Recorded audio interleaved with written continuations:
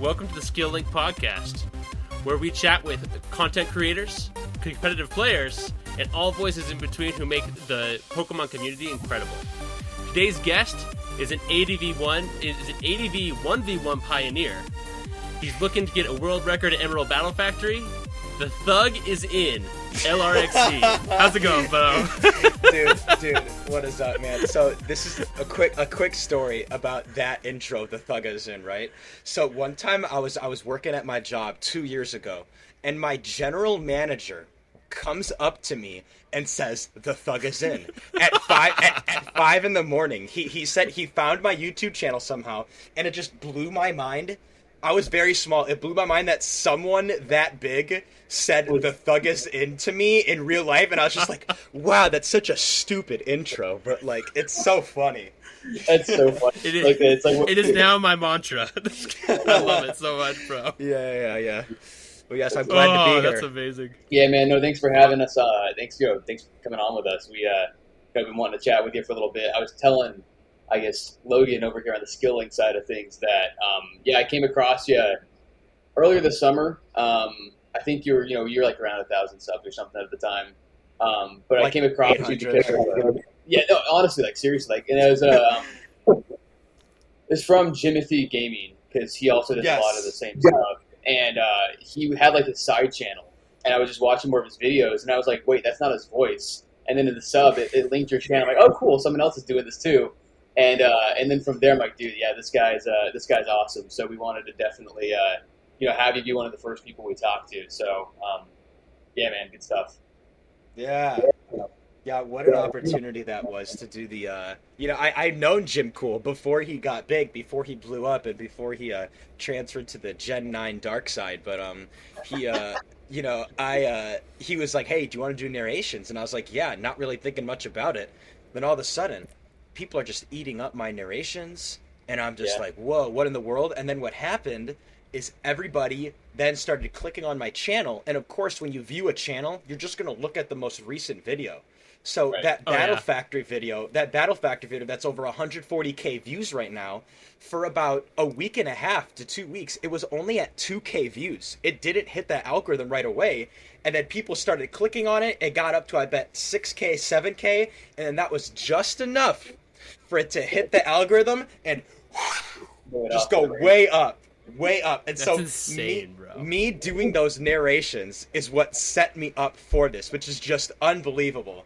So yeah, that's so cool, man. Yeah, and we want to learn more about that. We got some stuff outlined, some get to know you stuff, some questions about your content. That way we can hear more about that, and then some fun, like we call them shower thoughts, like random Pokemon fun stuff that just comes up, and like you're in the shower and you're like, hey, would it be cool if that happened or whatever? So we got some of that for you at the end. But, let's do it. Sweet, man, let's hop into it. Yeah, we got some get to know you stuff.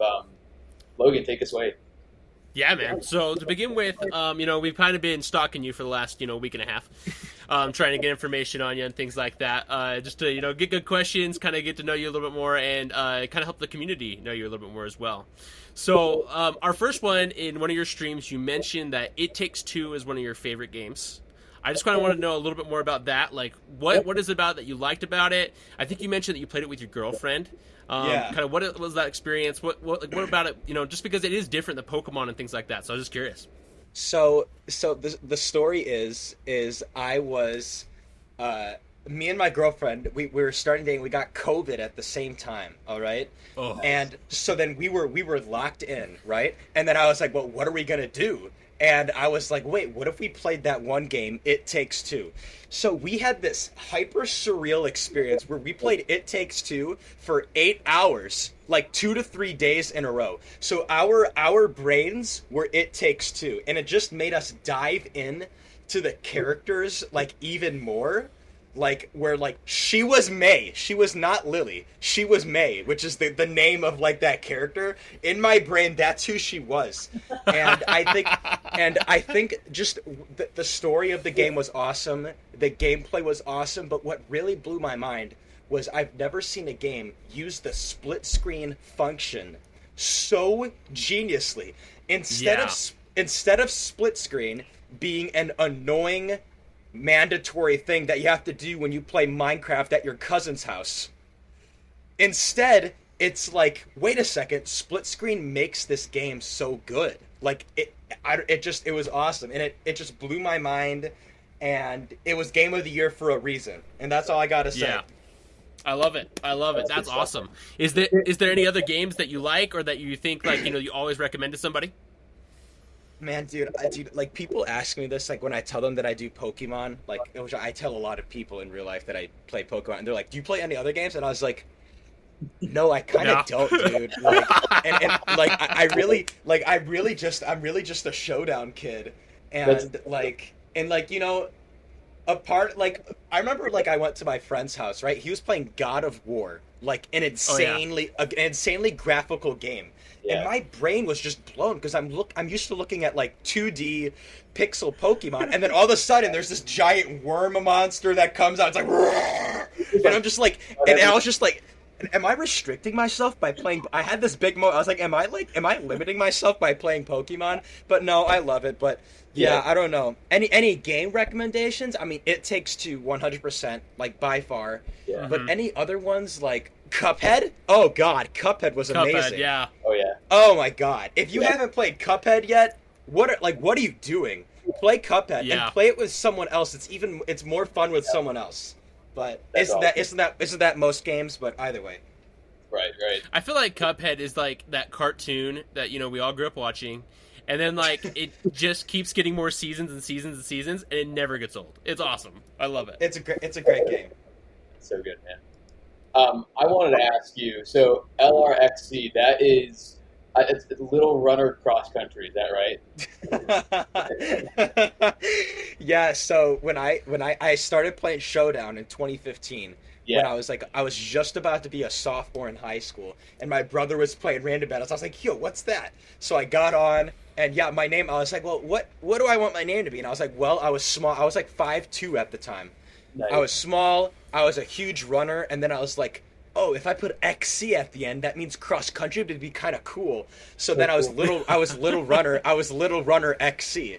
And then I got tall, I stopped running, and so then I was like, well, I'm just going to shorten it to LRXC, and now it's LRXC. There you go. Now it doesn't really apply. That's funny I asked because so I did cross country in high school too, but that, that was a while ago. And, I used to run a lot, and now I'm not nearly as run happy, so I'm the same way. That's funny though. Yeah, I saw that. I was like, oh, that's cool. But nice, man. Yeah. What's your best time, dude? Do you remember? Well, unfortunately, I had a lot of injuries in high school. But I'd say my most impressive time was I ran an 18:40 my freshman year of high school in the 5K. Dude, so nice. That's right around where my personal best is too. I was never like I went to a pretty big high school. But I was never like on varsity or anything like that. So, I think my best time was like around 18:30, 19 for a 5K. But yeah, cool, man. Yeah, that's right where I topped off as well. That's fun. How did Avalugg become your favorite Pokemon? So when I got back into Showdown I started in 2015, and then I took a 3-year hiatus, and I got back into it in about it was like 2019. I got back into it. And I played a metagame called 1v1, which is like where both players have 3 Pokemon. They pick one into the other, kind of like rock, paper, scissors. And so I got into Gen 7 1v1, and Dragonite is very dominant in this metagame. It has multi-scale, it's versatile, it's the best Pokemon in Gen 7. And I was like, God, I hate facing this thing on ladder. Like, I hate it. I don't want to set guess. How do I just beat it every single time? And then I was like, well, I'm just going to use Avalugg. It has sturdy. I can't die to anything in one hit. And I'm just going to avalanche it, and it's going to die. And so I spammed Avalugg all the time. And then I called it Ava-Thug. And then it just kind of slowly became a thing in the 1v1 community, like calling it Thug instead of Avalugg. And then I just loved Avalugg from there. I mean, did you guys see what my girlfriend paid someone to make this Avalugg for me? Do you guys want to see this? Oh, heck yeah. Definitely. Oh my gosh. That's amazing. That's incredible. That's actually too. That's like crocheted and everything? Yeah, so someone crocheted this. Dude, that's insane, actually. Isn't that awesome? That's A whole so cool. Avalugg. That is a beautiful. THUGG right there. It's Look at great. that. Oh man, I love it. I mean, dude. it's not the most aesthetically pleasing Pokemon, but I love it. Look at No, it. dude, Avalugg's dope. I don't care what people say. He's cool Yeah, on the so- outside, but he warms the heart, right? And you know what? Another thing too, and I feel like people can relate to this. Another reason that I think Avalugg became my favorite is because nobody's favorite Pokemon is Avalugg. There are zero people that, and there are zero people that make content. Like nobody has ever had Avalugg as a YouTube mascot. I bet. Like Dude, there's just no way. You're gonna pick like Lucario or like I don't know, even like something like Whiscash or like something that's at least a little bit cuter. But like nobody's gonna pick Avalugg. But me, I do because I want to be different. Everybody relates to that. Come on. It's got the cool villain origin story too, dude. Hard countering like the Dragonite that everyone hated, and like every format. That's Yeah, he's your brother. He fought with you during hard times. He made sure that you made it to the top, bro. Like he's been there since the beginning. I love it, dude. He's a true thug, man. That's Avalugg right there. So I gotta say, are you for or against Hisui and Avalugg? Man. I remember getting the notification or I remember my Discord being spammed. Yeah. Logan, there's a new Avalugg form, and I was just like, oh, please don't be stupid. Please don't be stupid. And then I loaded it up, and I was like, you know what? I don't hate it. I really don't hate it. I kind of like it. It looks a lot cooler in that Titan form. That's with like the giant. Oh, yeah. But I'm not. It doesn't replace regular Avalugg for me. But I don't hate it. I just think it's like okay, this is cool. But yeah, I do think that. I don't know. It's okay, but I don't hate it. I don't love it. That's what I'll say about it. You know what I do hate though? Avalugg shiny. Oh my god, have you guys ever seen this? Oh, I gotta look it up. I can't remember what it is. It looks like Avalugg got mossy and then someone peed on it and it's stained in between the iceberg. It's yellow. It's yellow and green on the bottom. Like what is this? For those watching, we'll flash a sprite on the screen, but yeah, that's not. I don't. Dude, what? How did I not see that before? Well, it's the little like crystals on its face are like yellow too instead of white. It's so bad. Like, dude, why didn't they make it like dark red or like black or like? I just don't understand the P Avalugg. I feel like there's some people, like whoever makes the shiniest, somebody needs to get fired somewhere because nobody does a good job. I think there's maybe like only 5 shiny Pokemon that are actually good, you know? Wow. I feel like there's more than 5, but maybe, there are some that are more. bad. Like Avalugg is so bad. I can't. I mean, I'm not going to defend it. I'm not going to defend shiny Avalugg. I agree. All right, let's kind of get on into the more nitty-gritty stuff. Your content, bro. So recently, I mean, obviously, you've had passionate ADV players. You've had a bunch of Battle Factory people hopping into your Discord, into your YouTube channel, subscribing like crazy. You've got inside beams now, like Clay Dowell, and things of that nature. How are you feeling about you're building a community, and what are you guys hoping that you can accomplish? So what I'll say is that there's a huge influx of people right now, but what people don't realize is that before this, I had a very, very cult-like fan base when I was under 900, 800 subscribers. Like I had a base that also had a lot of inside jokes. Like my Discord channel is called The Berg. I could have a Berg iceberg. Like there is so much lore in the Berg that people don't even know. Like I plan at one point to make a mini, just a solo podcast of me monologuing about all the lore. But other than that, the building the community thing, it's something that I've done before at a much smaller scale.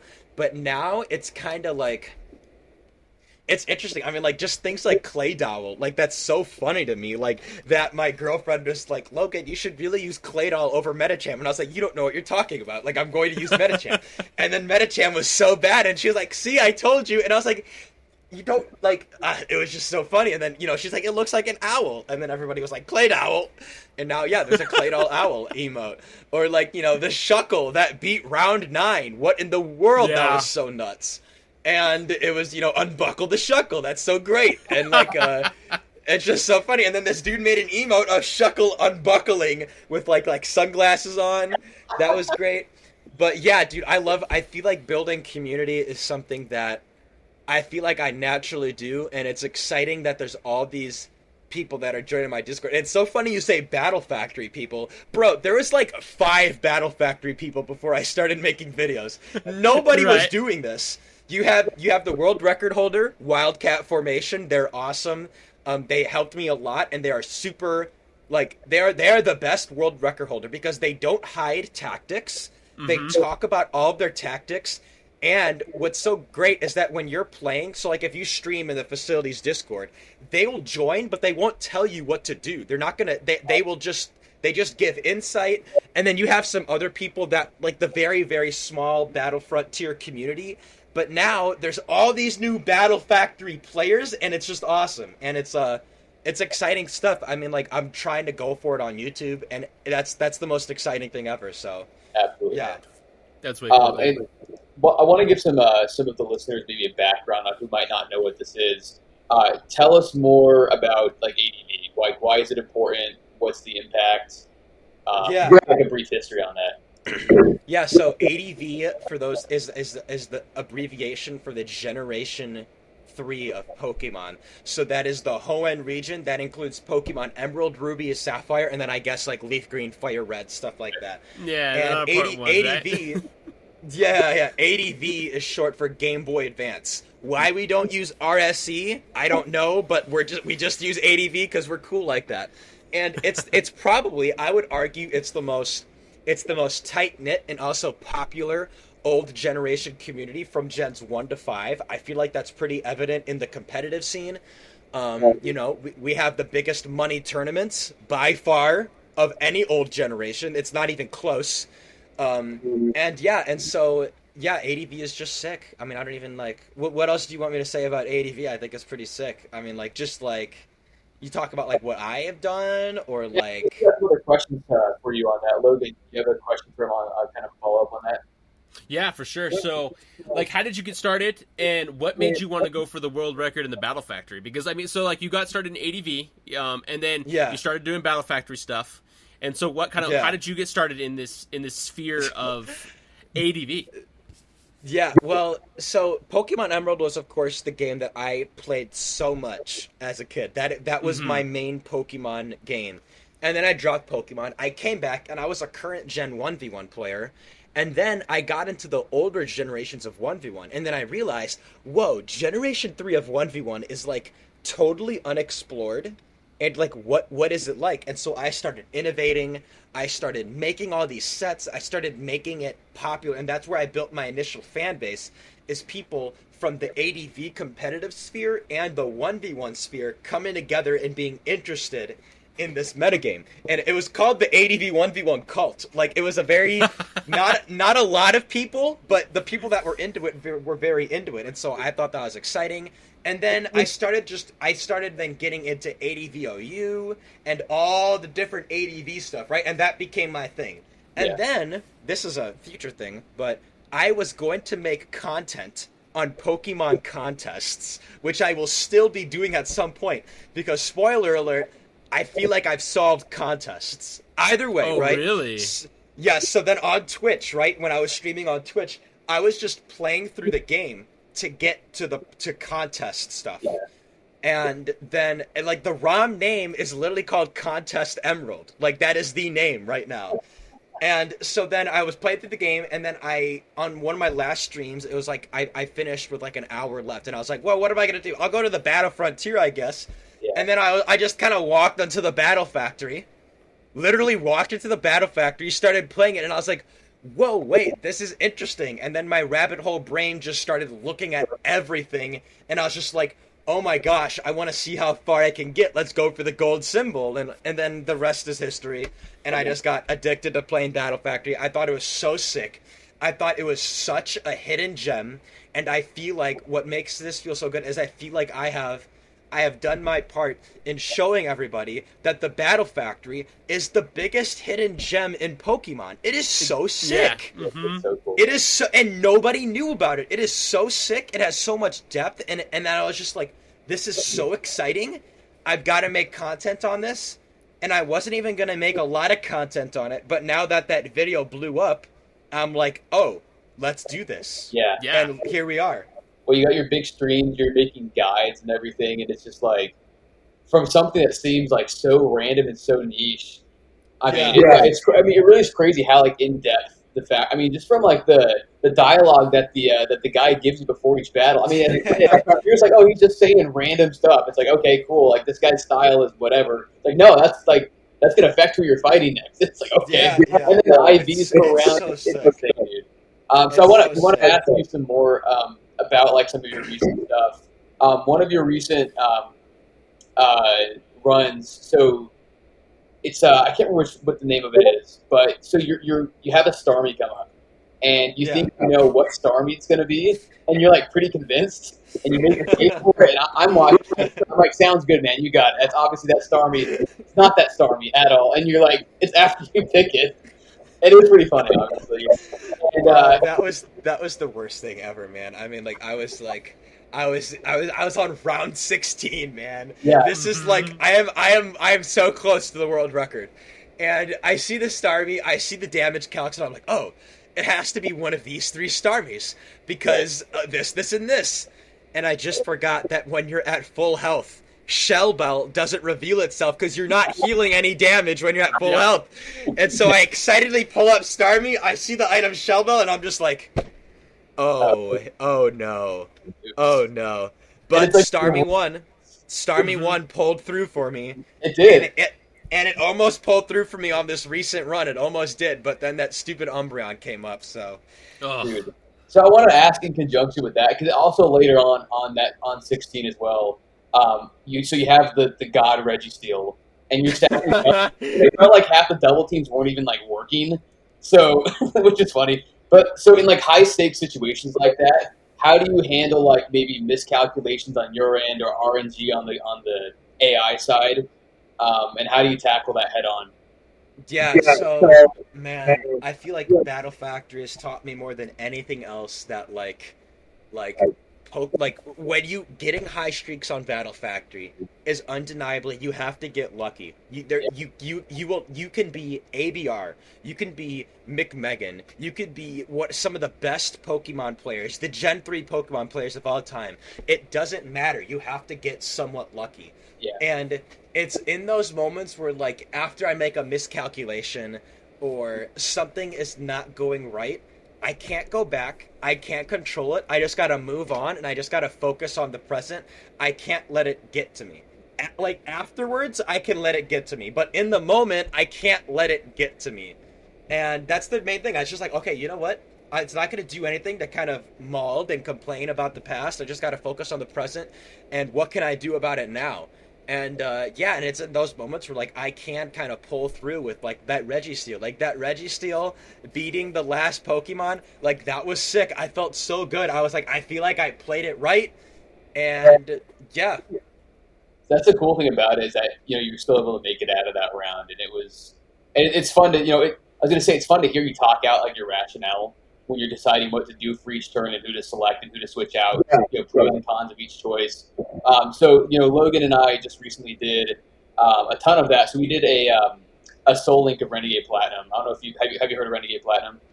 It's like a ROM hack, right? Yeah, it's like a difficulty ROM hack of the base Platinum game. So there's like more boss fights. They're like super. I mean, they're a lot harder. They're like more competitive sets and everything, and you can catch everything from the first 4 gens. But so we did a Soul Link of that where it's a Nuzlocke, but our encounters are linked. So if his encounter dies, mine dies as well, even if mine doesn't actually faint in battle. So same kind of where we're doing like this critical thinking process, like pretty in depth for every battle. So give us a rundown of your like process. What do you look for? Do you run calcs first? How often do you feel like you need to trust your gut and make like a 50-50 call? Or this is specifically Battle Factory, right? Or ADV, either way. Or ADV. Yeah. Well, my thought I'm definitely, everybody knows this by now. I overthink Like I overanalyze a lot. I'll go through some processes and progress, and then when one thing is off, I feel like I have to restart, rethink the same things, and then move on to the path. I'm very bad. So that's one thing that I do a lot. I overthink, but yeah, I'm a big calc guy. God, I love that damage calculator. It helps me. It helps me so much process everything. It's always damage calcs.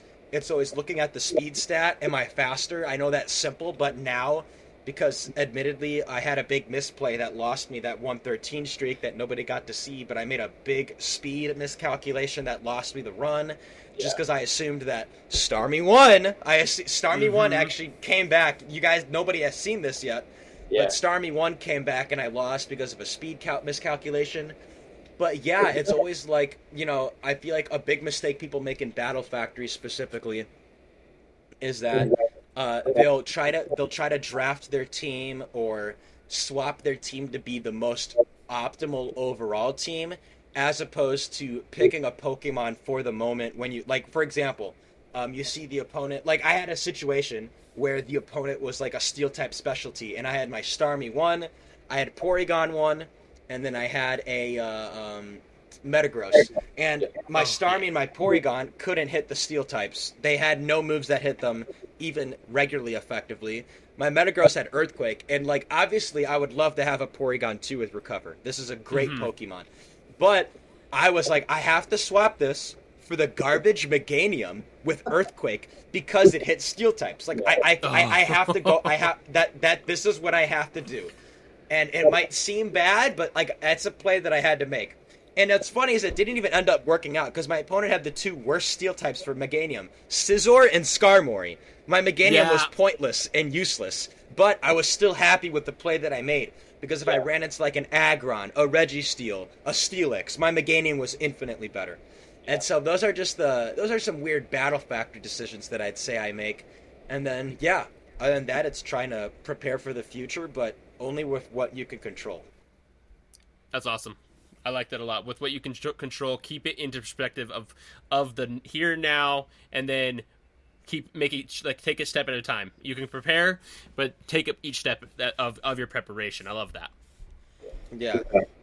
So speaking of some of those random Pokemon that have come up, are there any randomly generated ones that have stood out to you from recent rounds? I mean, I know that Shuckle is crazy. You got to slow that Shuckle that didn't work. Shuckle 4, man. Come on. Shout outs to Shuckle 4. Unbuckle that. I mean, dude, that toxic double team rest wrap Shuckle. Unbelievably, I was so surprised by that Shuckle. I was incredibly surprised.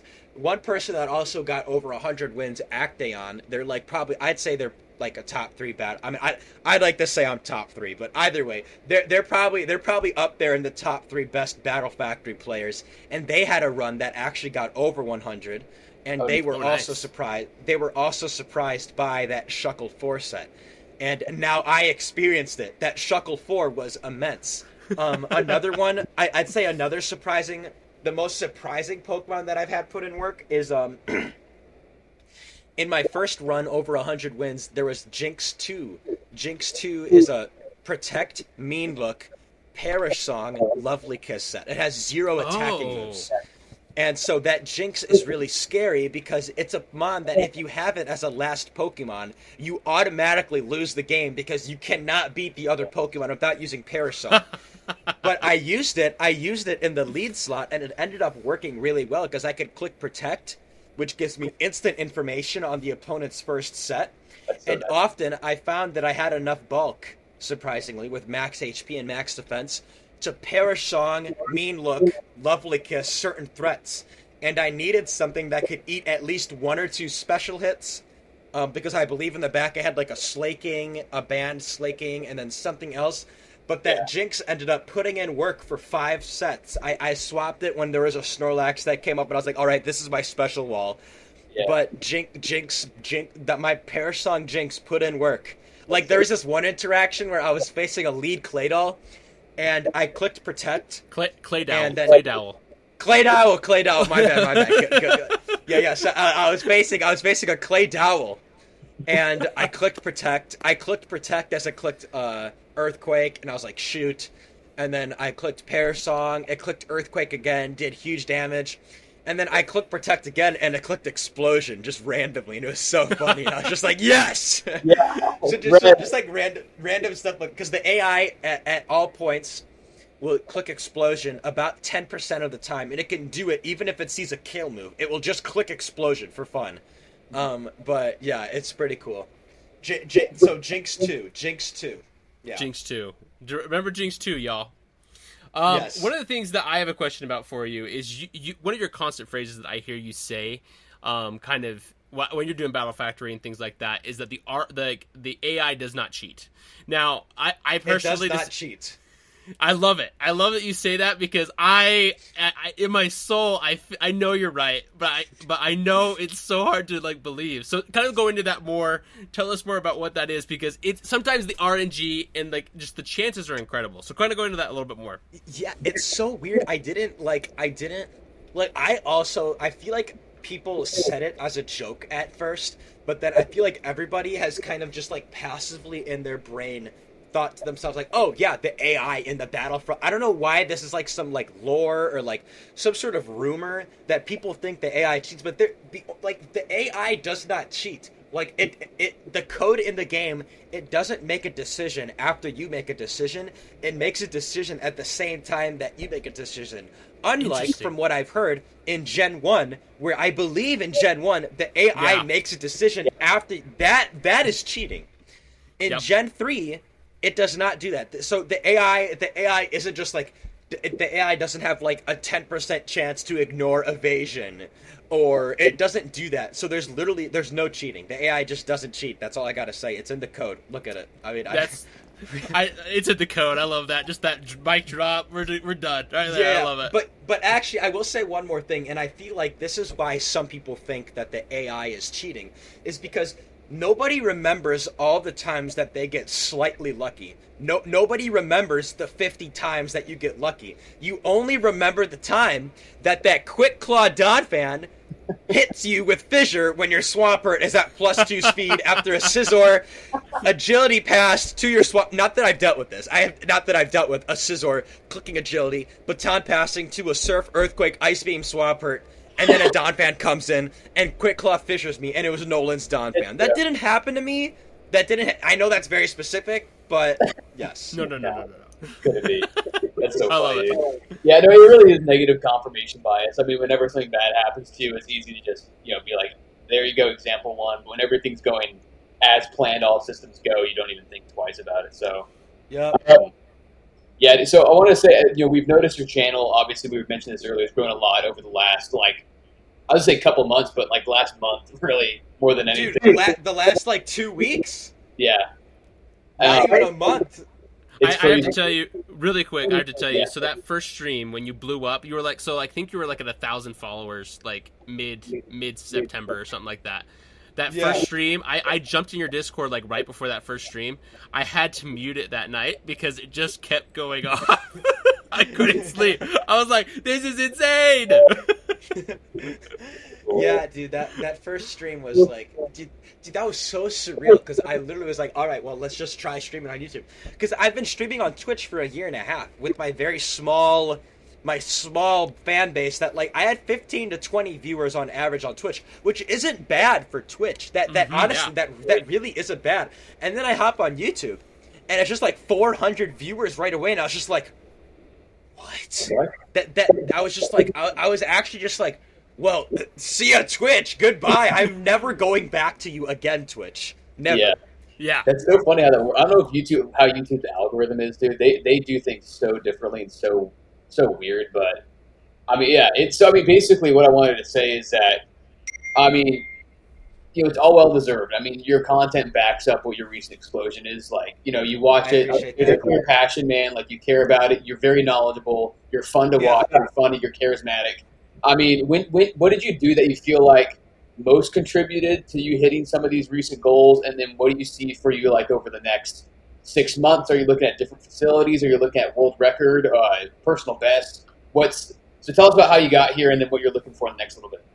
Yeah, I mean, I think my passion and just me kind of finding myself in random, like, here's the thing, YouTube was just kind of a passion thing at first. Like, if you look at my older videos, it is just a lot of random Gen 3 stuff. Like, I did a whole video on Gen 3 pure hack mods.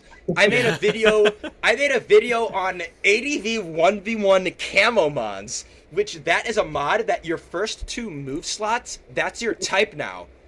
So that's crazy stuff that I was just like into just for fun. And so I found myself in a lot of these little circles.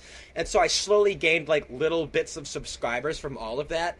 And then it was really just me, that Battle Factory video, an hour-long video. People were captured by me on the Jimothy cool narrations, and then from there it just blossomed from there. And now I think that my main skill is I'm really trying to capitalize on this right now. Like, I am super focused on YouTube and making content. Thanks to some donations, I have a new laptop coming in tomorrow, which is a super huge laptop, and that's I'm you guys super right excited. out there. Yes, I'm super excited. And now for my goals, subscriber goal, I have a pretty aggressive goal of I want to hit 10K by the end of October or November. Whoa, that would be sick. That would be a huge goal. And my main goal, of course, is I want to beat the Battle Factory world record. I want to get 120 wins. That's something that I really want to get. It's going to be tough, but I think I'm the only player that's gotten over 100 wins twice. I think I can do it. So I want to get 120 wins. That would be huge. And then after that, yes, I do want to go into other facilities. I don't want to beat their world records necessarily, but I want to explore them. The ones that interest me are Battle Pyramid right now, and then Battle Dome is really interesting to me. I want to do Pokemon contest content. I know that sounds crazy, but I love that so much. That's gonna be some such fun streams. And then another thing that I thought of at work, and this is crazy, I want to try to play Battle Factory blindfolded. Ooh. Yes, that would be so fun. That'd be an awesome. So that is something that either if I get the world record, or if I don't beat it for like 2 or 3 months and I need to take a break. Yeah. I want to try to do blindfolded attempts, and my main goal right now would be: can I beat the first Nolan bet? Can I get to round 3 and beat round 3 blindfolded? I feel like if I had the audio cues, I feel like I can memorize the cries of Pokemon. I feel like I can know where the moves are on my selection screen. I've played round 1 500 times at this point. I know every single set. Yeah. I know all the sets. I think I can actually do round 1 blindfolded, but I want to see how far could I actually take a blindfolded Battle Factory. Like, is it possible as a crazy goal? Could I beat Nolan blindfolded? That'd be such a cool thing to say. I'm the first player to beat Nolan blindfolded. That'd be so sick. That would be like awesome. So sick. So that's another and there you go, LRXC. How much can I milk the Battle Factory content? I don't know. But, blindfolded, and then can LRXC beat Battle Factory with, I don't even know what, death? I don't know. So that's the idea. Those are the goals, and it's just making more content. I'm making more other ADV content. I want to do stuff like I have a video coming out where it's going to be on ADV VGC, also known as Ore Coliseum. There was an insane team that got second place with 2 unranked Pokemon coming out of just nowhere. And so I'm going to make a video on that. And I'm excited. I'm excited in general to make more Battle Frontier content, Gen 3 content in general, and if I need to expand at some point and be like Jim Cool and venture into new generations, sure. But for right now, I'm just gonna do my ADV stuff. No. I love Jim. He's awesome. But I'm gonna stick with my Gen 3 stuff for now. Yeah, I love it, dude. It's cool, man. There really is so much like with the Frontier. I was gonna say quick. Nice thing is with like the world record. I mean, you're like right there. It's not like a matter of getting better. It's just like you said, it's a matter of maybe just getting a little luckier. Put yourself in that position, and one day that 112, that 113 turns into that 120. So, I mean, and then if whenever you move on to something else, I mean, dude, the Battle Pyramid's wacky. That's one I played a lot of in the last year. Cause I actually have an Emerald emulator as well. Dude, Pyramid's wacky. That would be a fun one to look at too. So, well, you know what's interesting about Pyramid is that there's an ongoing world record right now, but they have multiple teams that they literally cannot lose with, so they've stopped playing because they find it boring. And the one Pokemon that solves the pyramid is Blissey. Blissey on every team solves the pyramid because you can use soft boiled after every battle, heal your teammates, and aromatherapy. So, but what people haven't explored, and what I think would be way more interesting, is honestly, for world records, I think they should ban Blissey. I agree. And see what happens. No, I mean, because it's really just too. You cannot lose with Blissey. You literally cannot lose. Yeah. And like there is a perfect paragraph that the world record over, I believe, is I don't know if it's superlative detective. I think it's suspicious detective. But they were like, I don't really feel like continuing this anymore because I can't lose. Yeah. I have so many items, I can't lose this. And I was just like, wow, let's ban Blissey and see what happens. Yeah. Like, yes, Slaking is overpowered in that facility, but it can lose. Salamence is great because when you lead with an Intimidate Salamence, you actually intimidate lowers your chances of encountering wild Pokemon. So Salamence is really great. Right. Yeah. And so I really think that it would be interesting to start a new category of Blissey-less Pyramid. And let's see how many. That is definitely the facility that I will go to next is Pyramid. And then the other one is Battle Dome. Battle Dome is basically solved at this point, but I still think the world record is beatable. I don't think the guy got lucky enough. But other than that, I think Pyramid, Blissey-less Pyramid is the next chapter in Battle Frontier stuff. And then Battle Tower challenges. I can do so many Battle Tower challenges at some point. Like, yeah, I love that, bro. That's fun. I'm kind of getting into that. Like, we're gonna probably kind of slip into our shower thought section. Where we kind of start, thinking about some of the ideas and things like that we have like on the fly just during the day and things like that, and kind of how you're talking about Battle Factory stuff and things like that. And in one of your streams at the end, you kind of started talking with your community about, like, if you can make your own Battle Frontier section, right? There's like the Battle Cave, the Battle Park. Like, what's your dream area, dude? Like, what would you do? Okay. So the chat had some great ideas. One of them was the Battle Bank, which is sick. The point of the Battle Bank is to have a draft facility where you get money and you have to spend it on Pokemon. That's just cool. That. And the Battle Bank different would be tiers sick. And everything. Yeah, that'd be sick. Yeah, and now one thing that I think would make sense thematically with the map is the Artisan Cave is such a weird area. It's under the Battle Frontier, and you can only catch Smeargle there. What if in the back of the Artisan Cave there was an entrance to a secret facility called the Battle Cave, or the Battle Dungeon, or the Battle? I don't even know, the Battle Labyrinth, maybe Battle Maze, something like that. And I don't even know what the mechanic of that would be, but I just think that map wise that makes sense. Is there enough space in the code to put it there? I don't know, and I don't know if this is something I don't know, but like I just think that like at some point, let's say I get bigger. I think I could get a team together and we could make a streams out of, like, I don't know anything about coding, but like, man, like working on that would be so sick. Like a new facility. But I think the Battle Bank idea is like one that, and like, just imagine the building, it could just be a bank. You could go in and then like the instead of the scientist, it would be like a teller, and the teller would be like, this is your account, and like, I don't know. Like the Frontier brain could be like a Monopoly looking guy, just like a dude. So it would be like would it be okay? So there's like different names for every single one. Like I know it's like something Ace. Domace Tucker. I don't know.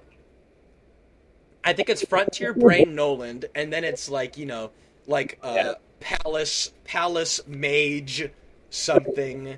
But I don't know. I think it would be like Teller, maybe like I don't even know what you do. Like you could do like Mogul, or like Scrooge, like something like that would be great. Yo, dude, Battle Mogul something would be so. That'd be so good. Oh, that'd be so sick. Oh, yeah, I love it, dude. I love it. Alice Maven Spencer.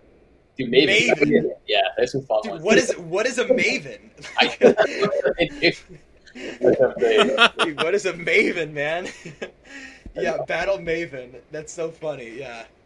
Okay, we got our next project right there. Anybody out there who's good at modding, who can do it? Battle Bank 2024. Or Battle Cave. You could have like, and then it would be like Battle Miner. Battle. The Tunneler. I feel like. Ooh, Battle Tunneler! That'd be so sick, dude. And it's like it looks like that mole from The Incredibles or something like that. That mole at the end. It's not even a human. It's just a giant mole. I actually had an idea for that one where like you go deeper and deeper, and like as you got deeper, you'd fight different legendary Pokemon. Like you had to beat them. And then, like, maybe, like, you only had, like the basic, like, I don't know, maybe basic cave Pokemon, but maybe you could only do it with Smeargle. Maybe Smeargle's the only one, and you have to, like, try and steal moves from, like, legendaries. Yo, wait, dude, that's so sick. Like, a sketch. Like, you could only... Dude, wait, so you'd use Smeargle, and you'd only be able to sketch. And then you'd have just, like... And Smeargle is so bad, dude. If you run into a fighting type, you are dead. You are dead. Like, you just lose. You died a karate chop, basically. Yeah, dude, that'd be so interesting. Dude, there's so many ideas, and there's someone out there that has a genius idea that is waiting to be known. Like, dude, we could probably make our own Battle Frontier. That would be sick. That'd be way cool. Nintendo, where's the Battle Frontier? God. For real. They haven't struck it since, dude. They hit gold and then hasn't been touched. It's insane.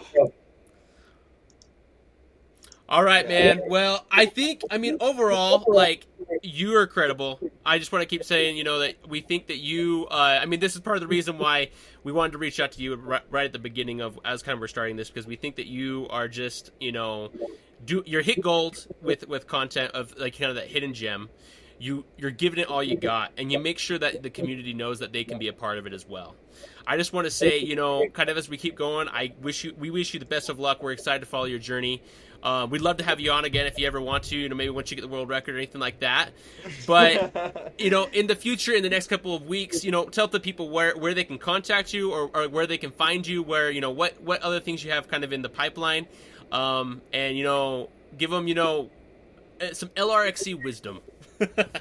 All right. So, yeah, you can literally just go on YouTube now, and you can type in LRXC. Before I got big, when you typed in LRXC, some, like, local high school cross-country meet would show up instead.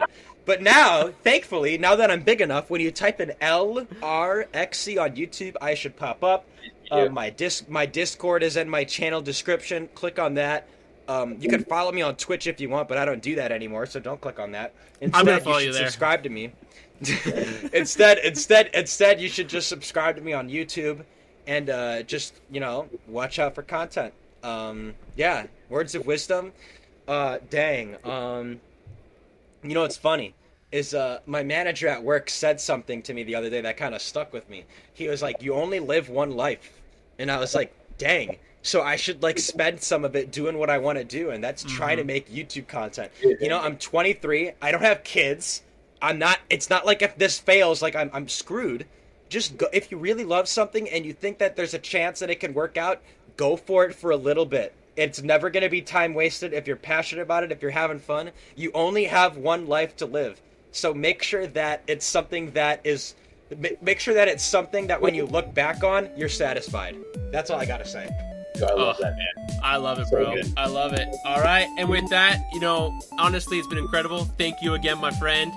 Everybody, thanks for tuning in to the Skilling Podcast. We'll see you next time. Yep.